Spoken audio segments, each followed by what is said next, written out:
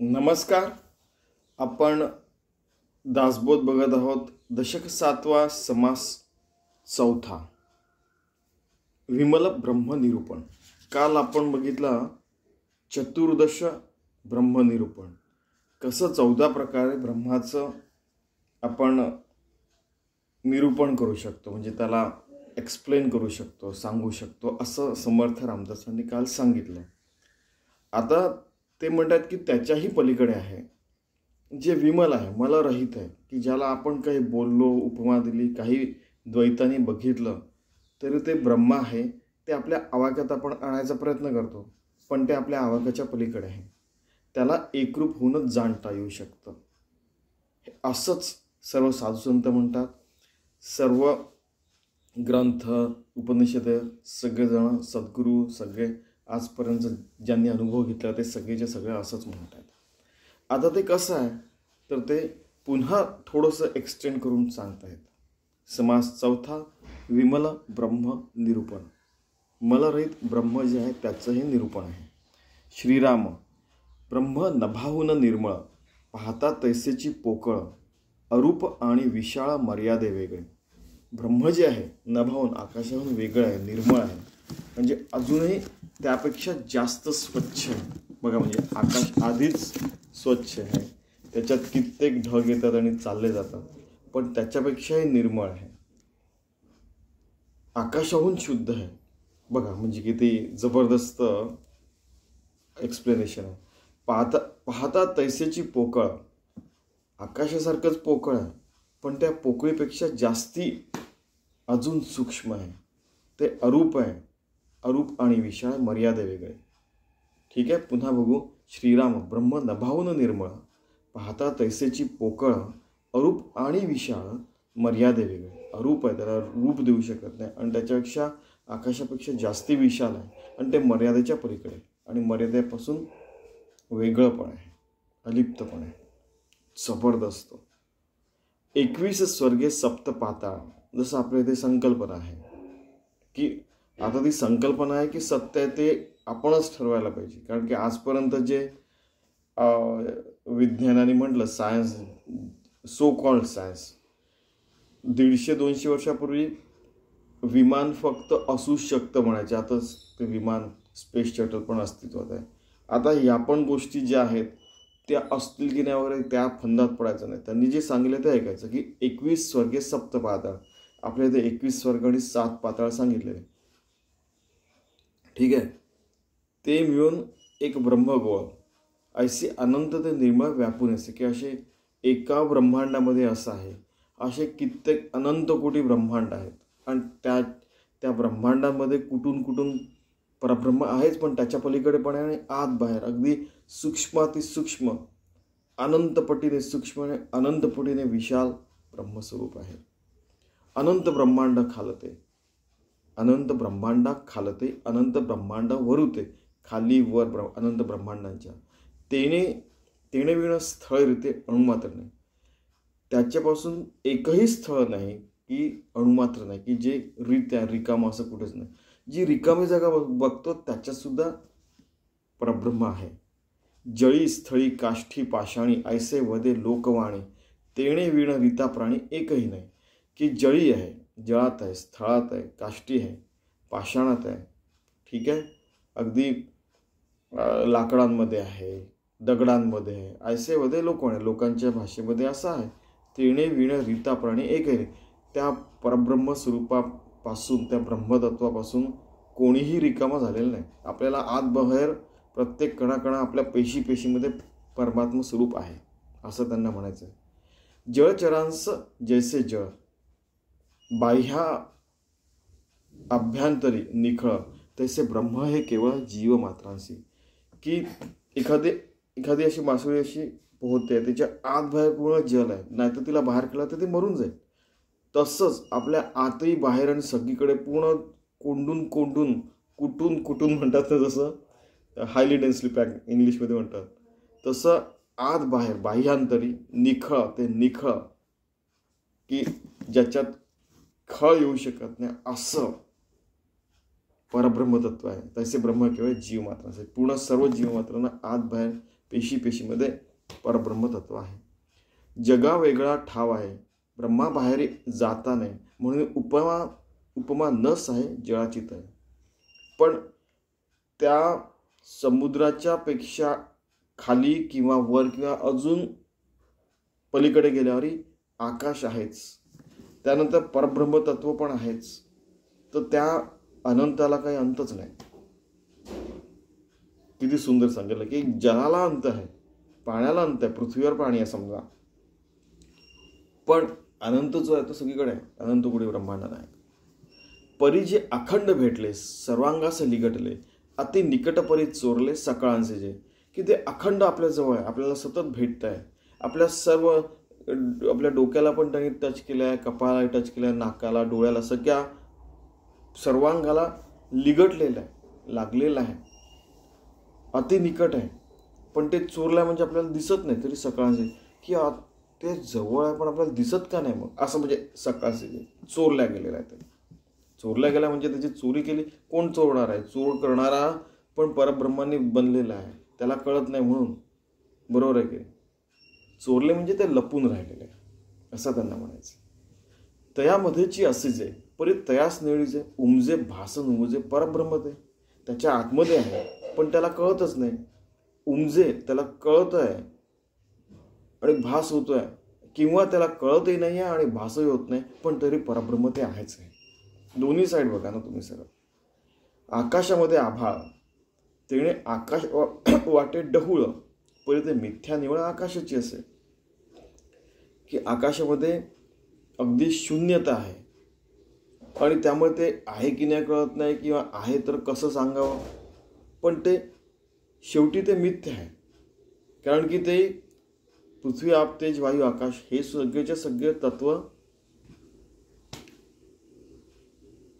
कल्पांतकाळी त्या परब्रह्म तत्वामध्ये विलीन होणार आहे. नेहार देता आकाशी चक्रे दिसते डोळ्यांशी, तसे दृश्य ज्ञानांशी मिथ्यारूप, की आकाशाला आपण समजा म्हटलं की अस्तित्वातच नाही, की म्हणजे की आपण सांगितलं की ते अस्तित्वात आहे, पण ते कसं दाखव म्हणतं तर दिसू शकत नाही. डोळ्यांना तर दिसतं आणि ते दृश्य पण आहे. समजा की त्याच्यात ढग आले तर आपल्याला दिसतं की हा आकाश आहे बाबा, भासतं. आपल्या पंचज्ञानेंद्रिय कर्मेंद्रियांना ते जाणवतं की पंचमहाभूत पण ते मिथ्यारूप आहे. मिथ्यारूप म्हणजे काय, ते कल्पांतात हे होणार तसं. आणि अजून एक मिथ्यारूप यांनी सांगितलेलं आहे की मिथ्यारूप जे आहे ब्रह्मम सत्यम जगन मिथ्या, की ते बऱ्याचशा गोष्टी अशा बदलणाऱ्या आहेत किंवा नाश होणार आहेत किंवा त्या तात्पुरते आहे, किंवा जसं आपलं जे जीवन आहे ते स्वप्नातलं स्वप्न आधीच सांगितलं तशा प्रकारे ते मिथ्या आहे. ठीक आहे का? नाही तर लोक लगेच चिमटा घेतात ना, आपल्याला जाणवतं की नाही मिथ्या म्हणाला तू. ठीक आहे, तर हे सारखं सारखं आपण स्वतःला सांगून बघावं. मिथ्याची परी आभासे निद्रिस्तांचं स्वप्न जैसे, जागा झाली आपैसे बुजू लागे. लगेच येतं बघा तुम्ही की मिथ्या आहे पण ते आभास होतो. निद्रिस्तांचं स्वप्न जैसे, की झोपलेल्या माणसाला स्वप्न आहे आणि मग जागा झाल्यावर वाटतं की अरे हे तर आहे, पण हे सगळं देहाशी देहबुद्धीवर आहे. देहबुद्धीच्या पलीकडे बघितलं तर परमात्माच सर्वत्र आहे. तैस्य आपुलेने अनुभव आहे, ज्ञाने जागृतीच यावे, मग माईकच होय कळू लागेल. तेच सांगताय की आपल्याला अनुभव येतो पण लगेच आपण खरंच जागृत झालो. जागृती म्हणजे आपण झोपेत उठलो नाही, आपण ब्रह्म अवस्थेत आलो, तेव्हा हे सगळं माईक आहे. माईक म्हणजे की माया झाला असं आपल्याला आपल्या स्वभावाला कळायला लागतं. स्वभाव म्हणजे भगवंताशी कृप झाल्यावर ते कळायला लागतं. आता असो हे कुवाडे जे ब्रह्मांडा पहिलीकडे, त्याची आता निवाडे उमजवून दाऊ, की आहे बाबा ठीक आहे, या ब्रह्मांडा पलीकडे तो आहे आणि हे तुम्हाला आता उमजवून म्हणजे समजावून आपण स्वतःला समजावून सांगायचं आणि मी तुम्हाला समजावून सांगतो असंही ते म्हणतात आहे, आणि तुम्ही स्वतःही ते ऐकल्यावर समजून घ्यावं असा व्यापक अर्थ या ओळीतनं निघतो. ब्रह्म ब्रह्मांडी कालवले, पदार्थाशी व्यापून ठेवले, सर्वांमध्ये विस्तारले अंश मात्रे, की जे ब्रह्म आहे ते सगळ्या ब्रह्मांडमध्ये एकदम कालवून टाकलेलं, मिक्स करून टाकलं आणि त्या सर्व पदार्थांमध्ये व्यापून आहे आणि सर्वांमध्ये ते विस्तारलेलं आहे. आणि अंश मात्र आपण कितीही प्रयत्न केला त्याचा एक्सप्लेन करायचा तरी ते तसंच राहतं. की जसं तो एक दशांगोळी उरला, कितीही प्रयत्न केला आपण समजवायचा तरी त्याचं समजवणं थोडंसं राहून जातं, की नाही या शब्दांमध्ये तो येऊ शकत नाही, या शब्दांमध्ये तो येऊ शकत नाही, असं आपल्याला वाटायला लागतं. ब्रह्मामध्ये सृष्टी भासे, सृष्टीमध्ये ब्रह्म असे, अनुभव घेता आभासे अंश मात्र. पुन्हा तेच की ब्रह्मामध्ये सृष्टी आहे, सृष्टी भासते म्हणजे सृष्टीमध्ये ब्रह्म आहेच आहे. हा अनुभव घेतला तर आपल्याला आभास येतो की अरे हां, ब्रह्मतत्व तर आहेच, त्याच्या आधारावर हे सगळं उभं आहे. ठीक आहे की म्हणजे खूप जबरदस्त शब्द आहेत. अंशी मात्र सृष्टी भीतरी, बाहेरी मर्यादा कोण करी, सगळे ब्रह्म ब्रह्मांडोदरी माईल जैसे. की अंश मात्र सृष्टी जी आहे त्याच्या आतमध्ये ब्रह्म आहे, त्याच्या बाहेरही ब्रह्म आहे. आणि याची मर्यादा कोण जाणतं, की त्या ब्रह्मांडाच्या आतमध्ये कोण आहे आणि त्या मायेच्या आतमध्ये ब्रह्म मावू शकेल का, की नाही, ते तर सर्व व्यापक आहे, ते सर्व गोष्टींच्या पलीकडे, आत बाहेर अगदी खोलात खोल आणि सगळ्यात पलीकडेच्या पलीकडे, सगळ्या सूक्ष्मातिसूक्ष्म आणि अतिविशालच्या अतिविशाल असं ब्रह्मतत्व आहे.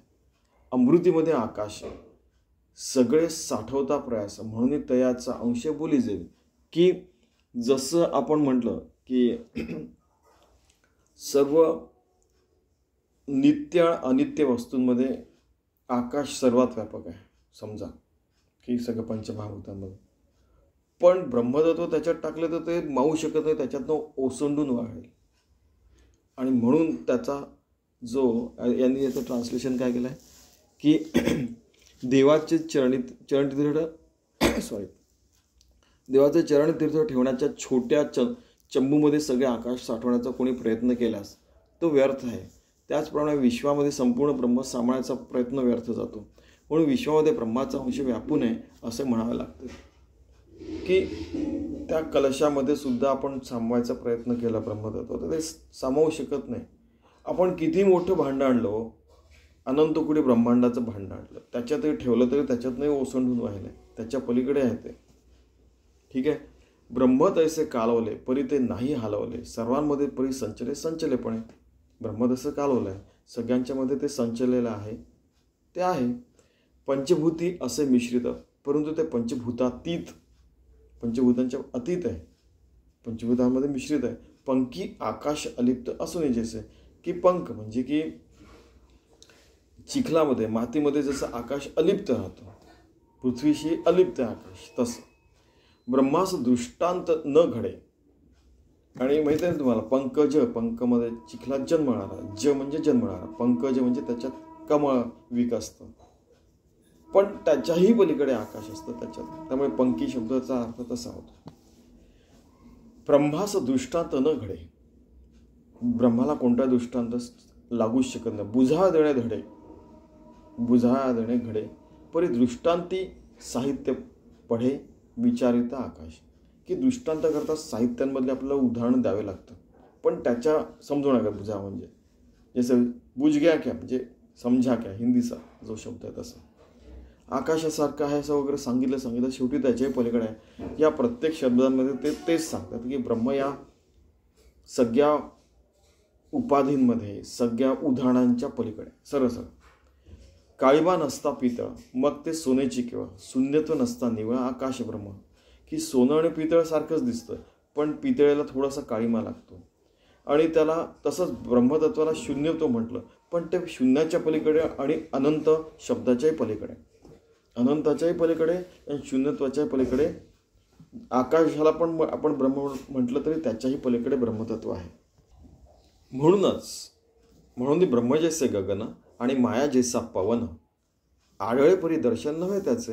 की तसंच ब्रह्म गगनासारखं आहे, माया कशी आहे तर एका वाऱ्यासारखी आहे, पण त्यांचं दर्शन झालं तर ते खरं दर्शन नाही, ते ब्रह्मतत्व त्याच्याही पलीकडे आहे. शब्दसृष्टीची रचना होत जात क्षणाक्षणा, परंतु ते स्थिरावे ना वायूचैसी. की शब्दसृष्टीची आपण रचना केली की ब्रह्म असं आहे, ब्रह्म तसं आहे, मग असं आहे, मग तसं आहे, पण ते क्षणाक्षणाला बदलून राहिलाय हो. स्थिर आणि एकाच सारखं काहीच नाही. इव्हन आपण काल होतो तसं आपण नाही राहिलो आता. वायू आत्ता इथे होता आणि तो पलीकडे चालला गेला. तुम्ही शास्त्रांमध्ये बघा ना, सांगितलंय की आपल्या जवळपास ज्या सगळ्या पेशी आपण जन्मलाभर होतो त्याच्यातल्या बऱ्याचशा पेशी आपल्या बॉडीमधनं, देहामधनं निघून गेलेल्या आहेत. नखाचं बघा, सगळ्यात समोर नख असतात, डेड सेल ते कापून आपण फेकतो. तसेच बरेचसे आपले पेशी आहेत त्या येऊन गेलेल्या आहेत. ठीक आहे, स्थिर नाही. आपण स्वतःसुद्धा रोज बदलतो आहोत. आपला देह म्हणजे फॉर एक्झाम्पल. असो ऐसी माया माईक शाश्वत ते ब्रह्म एक पाहो जात अनेक व्यापून आहे. हे मायेमध्ये असतं. शाश्वत ते फक्त ब्रह्म आहे. ते अनेक प्रकारे आपण बघू शकतो, पण त्या अनेक प्रकारांना व्यापून तर आहेच, पण त्याच्या त्या व्यापाच्या पलीकडे पण तो आहे परब्रह्म. ते परब्रह्म तत्व पृथ्वीशी भेदून आहे, परी ते ब्रह्म कठीण नव्हे. दुजी उपमा नस आहे तया मृदत्वासी. की पृथ्वीमध्ये आहे ब्रह्म, पण ब्रह्म कठीण नाही आहे. ब्रह्म त्या सूक्ष्माती सूक्ष्म आणि पातळापेक्षा पातळ आहे. म्हणजे असं पातळ असतं ना की जलतत्व असं पातळ एकदम असं, तसं त्याच्यापेक्षा ते एकदम विरळ आहे समजा, म्हणू शकता. पातळ, विरळ किंवा एकदम लोण्यासारखं मऊ, त्याच्या पलीकडे मृदत्व असे. मृदा म्हणजे पृथ्वी म्हणजे माती, आपल्याला माहिती आहे. पृथ्वीहून मृद जळ, जळाहून ते अनळ, अनळाहून कोमळ वायू जाणावा. पृथ्वी आप, तेज, वायू, आकाश. तसं पृथ्वीपेक्षा पाणी जास्ती मऊ आहे. पाण्यापेक्षा समजा सूर्य मऊ आहे, सूर्यतत्व जे आहे. वायू अजून मऊ आहे किंवा अजून सूक्ष्म आहे, आणि त्याच्यापेक्षा आकाश अजून सूक्ष्म आहे. वायाहून ते गगन, अत्यंतची मृद जाणं. गगनाहून मृद पूर्ण ब्रह्म जाणावं. की त्या आकाशासमोर वायू जड आहे. मृदचा अर्थ जड. वायूच्या समोर सूर्याचं तत्व जे प्लाझ्मा स्टेट आहे ते जड आहे. त्याच्यासमोर जलतत्व आहे ते जड आहे. जलतत्वासमोर पृथ्वी अजून जड आहे, असं ते म्हणतात. आणि या सगळ्यांच्या पलीकडे हे सगळं ब्रह्मतत्वातच बनलं, पण याच्या पलीकडे ब्रह्मतत्व आहे, समजून घ्या, असं त्यांना सहज म्हणायचं. वज्राज असे भेदिले परी मृदत्व नाही गेले, उपमेय रहित संचले कठीण ना मृद. की ब्रह्मतत्व आहे ते सगळ्यात कठीण काय, वज्रतत्व. ठीक आहे, त्याला पण ते भेदून जातं, पण ते त्याच्यापेक्षा जड नाही आहे. किती सुंदर. उपमेय रहित संचले कठीण ना मृद. ते कठीण आहे की मृद आहे, की लोण्यापेक्षा मऊ आहे, की कठीणापेक्षा कठीण आहे, सांगू शकत नाही. त्याच्याही पलीकडे आहे. सरळ सरळ सांगायचं. पृथ्वीमध्ये व्यापून असे, पृथ्वी नासे ते न नासे, जळ शोषे ते न शोषे, जळी असो नाही. पृथ्वीमध्ये व्यापून आहे, पृथ्वी नाशिवंत आहे, जल शोषून घेतं, पण त्या जळामध्ये पण तो जलाच्या पलीकडे आहे. पृथ्वीमध्ये पण आहे, त्या पृथ्वीच्या पलीकडे पण आहे. पृथ्वी नाशिवंत आहे, पाणी नाशिवंत आहे. ते कल्पांती ते नाश होणार आपल्याला माहिती आहे. सगळे पंचमहाभूत. तेजी असे परी जळेना. ते तेजामध्ये पण आहे, पण ते जळत नाही. पवनी असे परिचयना. की पवनात आहे म्हणजे वाऱ्यात आहे, पण ते चळत ढळत नाही, इकडनं तिकडे जात नाही, ते सर्वत्र आहेच आहे. गगनी असे परी कळेना, परब्रह्म ते गगनात आहे, पण ते कळत नाही, असं ते परब्रह्म तत्व आहे. शरीर अवघे व्यापले परी ते नाही आडळे, जवळीच दुरावले नवल कैसे. की शरीराला व्यापून आहे, पण आपल्याला दिसत नाही. जवळी व दुरावले, की जवळच आहे पण तरी ते दुरावलं गेलं, कसं नवल आहे बघा. की ते आहेच आहे, आपल्याला अनुभव का नाही, कळत का नाही. ठीक आहे, असं आपल्याला वाटायला लागतं. मग शेवटी सन्मुखची चहूकडे, आपल्याला चहूकडे बघितलं, असं एकदम असं खाली वर चहूकडे आपण बघितलं, चारी म्हणजे 10 दिशांना बघितलं. चहूकडे काय, तयामध्ये पाहणेकडे आपल्याला ते पाहिलं तर ते दिसायला पाहिजे. बाह्यांतरी रोकडे सिद्धची आहे, तिथे आपल्याला रोकडा साक्षात्कार. अगदी हे बघ मी सांगतो, हे दिसतंय बघ असं रोकडा साक्षात्कार, ते आहेच आहे, पण दिसत का नाही. मग ते पण ते स्वतः सिद्ध आहे. त्याच्याशी एकरूप झाल्यावर, स्वतः सिद्ध होण्यावरच ते दिसू शकतं, असा त्याचा अर्थ दुसरा निघू शकतो. की तयामध्येची आपणा सभाय ते जाण, दृश्या वेगळी खूण गगनासारखी. 34चा अर्थ आपण एकदा बघूया. जिकडे पाहावे तिकडे ब्रह्म समोरच असते. आपल्या इंद्रियाचे व्यवहार ब्रह्मामध्येच घडतात. आपल्या आत व बाहेर व्यापून असलेलं ब्रह्म स्वयंसिद्ध आहे, प्रत्यक्ष आहे. ते पाहण्याची शक्ती मात्र असली पाहिजे. म्हणजे आपण स्वयंसिद्ध, स्वतः स्वयंसिद्ध झाला तर ते सिद्ध स्वयंसिद्ध आपल्याला कळू शकतं. जे आपण बोललो, आपण ब्रह्मामध्येच जगतो व राहतो. आपल्या आत बाहेर तेच आहे. आकाशातील सारे दृश्य विश्व विलीन केल्यावर जे केवळ निव्वळ आकाश उरते तसे ब्रह्म आहे. ही गोष्ट खुणेने समजावी, त्यापेक्षा अधिक सांगता येत नाही. बरं, ठीक आहे. पुढे, काही नाहीसे वाटले तेथेच ते कोंदाटले, जैसे न दिसे आपले आपण असे धन. की आपलंच धन आपल्याला दिसत नाही आहे, सगळीकडे कोंदाटलं असताना तसं ते झालेलं आहे. जो जो पदार्थ दृष्टी पडे, ठीक आहे, ते त्या पदार्था ऐलीकडे अनुभव हे वाडे उकलावे. की दृष्टीच पदार्थ पडतोय, दिसतोय आपल्याला, आणि त्या अनुभवाने आपल्याला कळतंय नाही कळतंय. आपण जसं आपण एखादं कोडं उलगडावं तसं ते होत आहे. की दिसतं नाही दिसतं, हो नाही, अरे हो म्हण नाही तर नाही म्हण, पण नाही तर होच्याही पलीकडे नाहीच्याही पलीकडे, हे समजून घ्या. आणि मैतहू विश्वास आहे, जसं कबीरांनी म्हटलं की आपल्याला विश्वास ठेवला तर आपल्याला सगळ्या श्रद्धेने विश्वासाने आपण या मार्गावर चालायला लागलो तर आपल्याला सगळ्या गोष्टी उलगडायला लागतात आणि आपण स्वयंसिद्ध, त्या स्वयंसिद्धाशी एकरूप होऊ शकतो. हे समर्थांचे शब्द आहेत. मागे पुढे आकाश, पदार्थविण जो पैसा, पृथ्वीविण भकास एक रूप. मागे आणि पुढे पृथ्वीच्या इकडे तिकडे आकाश आहे, पण एकरूप असूनही आपल्याला कळू शकत नाही. जे जे रूप आणि नाम, तो नाथिलाची भ्रम. नाम रूपातीत वर्म अनुभव जाणे. की रूप आहे, त्याला नाम आहे, पण रूपालाही समजा अंत आहे आणि नामाला पण अंत आहे.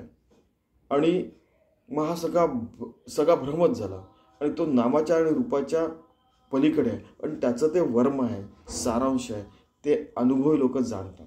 आणि तसा अनुभवी आपल्याला व्हायचं, आपल्याला डायरेक्शन देतात.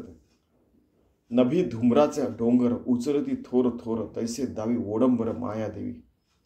की नभ म्हणजे आकाशात, धुम्राचे म्हणजे धुराचे डोंगर, म्हणजे खूप धूर आला खूप, तरी म्हणजे काय होतं की ते मायासारखंच आहे, ते निघून गेल्यावर आकाश आहेच आहे. ठीक आहे.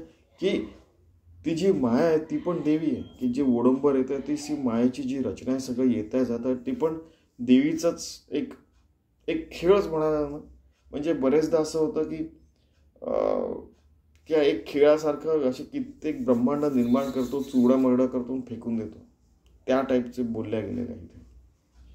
ऐसी माया अशाश्वत, ब्रह्म जाणावे शाश्वत, सर्वा ठाई सदोदित भरले असे. की ते अशाश्वत आहे, ब्रह्म मात्र शाश्वत आहे, सर्व ठाई आहे, सदोदित आहे, सतत आहे आणि अखंड भरलेला आहे. पोथी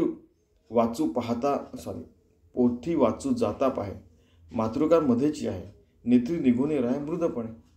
की आपण पोथी वाचताना आणि या सगळ्या ठिकाणी आपण वाचतो, डोळ्यांनी ते जाणतो, कारण की आपल्याला ते ही भाषा पण असते ती मायाच्या राज्यात येते, तर ते सगळं निघून जातं मृदपणे. ते जड तत्व आहे. मृद म्हणजे त्यांना म्हणायचं असं, त्याच्या हे सगळं जडतत्वामध्ये येतं. हो, सगळी माया जडतत्वात येते, त्या जडतत्वाच्या पलीकडे आहे परब्रह्मतत्व, असं त्यांना म्हणायचं. श्रवणे शब्द ऐकता, मने विचार पाहता, मना सबाह्य तत्वता परब्रह्मते.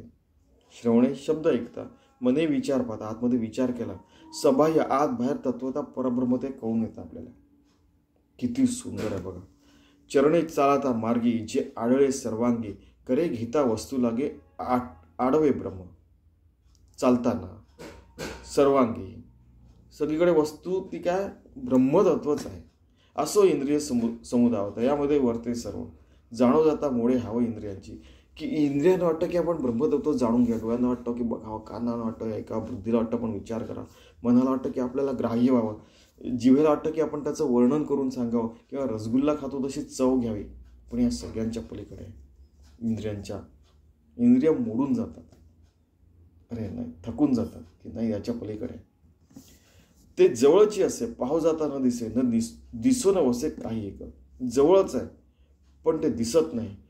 आणि जे काही एक म्हणजे एक काय म्हणतात त्याला, एक या शब्दांमध्ये बघा ते हवालदिल झाले, असं वाटतं की ते सांगायचा प्रयत्न करतायत पण सांगू शकत नाही. जे अनुभवाची जाणीव आहे, सृष्टीचे अभाव आहे, आपली न स्वानुभव आहे पाविजे ब्रह्म. स्वतःच्या अनुभवाने, सृष्टीच्या अभावाने, की जे सृष्टी जग जन्मणे गमन करणे, तसं सृष्टी सृजन म्हणजे त्याचं सृजन होत आहे, ते येत आहे जाता वगैरे जे आहेत आपण मग ते सगळं चक्र सुरू आहे, ते स्वानुभवाने आपल्याला कळतं.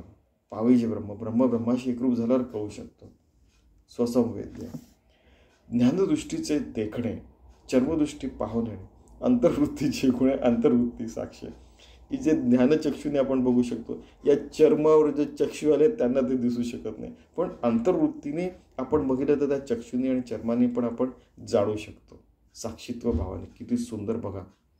अंतर्वृत्ती आपली चांगली असेल तर या डोळ्यांनी पण आपण बघू शकतो, या चर्माने पण आपण म्हणजे याने पण जाणू शकतो आपण, याने म्हणजे पण ती अंतर्वृत्तीची साक्ष पाहिजे.